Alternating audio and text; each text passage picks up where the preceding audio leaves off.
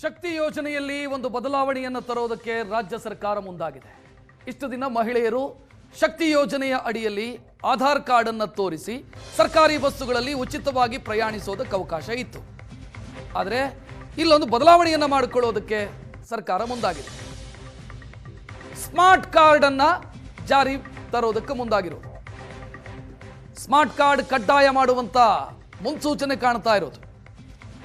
ಈ ಯೋಜನೆ ಜಾರಿಯಾಗೋ ಸಂದರ್ಭದಲ್ಲೇ ಸರ್ಕಾರ ಹೇಳಿತ್ತು, ಈಗ ಆರಂಭದಲ್ಲಿ ನಾವು ಆಧಾರ್ ಕಾರ್ಡು ಅನುವು ಮಾಡಿಕೊಡ್ತೀವಿ, ಆಧಾರ್ ಕಾರ್ಡ್ ಮುಖಾಂತರ ಪ್ರಯಾಣಿಸೋದಕ್ಕೆ ಅವಕಾಶ ಕೊಡ್ತೀವಿ, ನೆಕ್ಸ್ಟ್ ನಾವು ಸ್ಮಾರ್ಟ್ ಕಾರ್ಡ್ ಜಾರಿ ಮಾಡ್ತೀವಿ ಅಂತ. ಆದರೆ 3 ವರ್ಷ ಆದರೂ ಕೂಡ ಸ್ಮಾರ್ಟ್ ಕಾರ್ಡ್ ಜಾರಿ ಮಾಡಿರಲಿಲ್ಲ.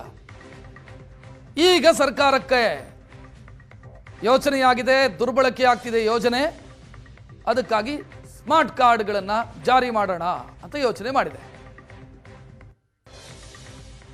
ಈ ಸ್ಮಾರ್ಟ್ ಕಾರ್ಡ್ ಭಾಳ ದಿನಗಳಿಂದ ಕೂಡ ಇದು ಪೆಂಡಿಂಗ್ ಇತ್ತು. ಆಮೇಲೆ ಕ್ಯಾಬಿನೆಟ್ಟು ಅಪ್ರೂವಲ್ಲು ಈಗಾಗಲೇ ಕೊಟ್ಟಾಗಿದೆ.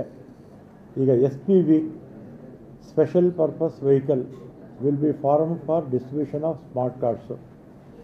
ಆಮೇಲೆ ಇದು ಫಸ್ಟ್ ಇನಿಷಿಯಲ್ ಆಗಿ BMTCನಲ್ಲಿ ನಾವು ಪ್ರಾರಂಭ ಮಾಡ್ತೀವಿ. ಮಹಿಳೆಯರಿಗೆ